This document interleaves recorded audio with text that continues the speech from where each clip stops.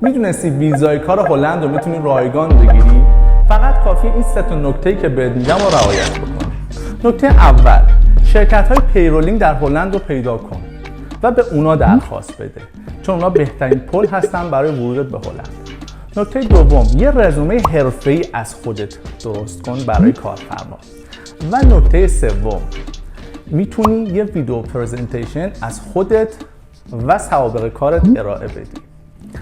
بچه‌ها، بهترین رشته برای ورود به هلند، مخصوصا بچه‌هایی که رشتهشون برق یا مکانیکه، سرویس انجینیر هستش. به راحتی میتونید به عنوان یه سرویس انجینیر در هلند استخدام بشید و به راحتی و رایگان ویزای کار هلند رو بگیرید.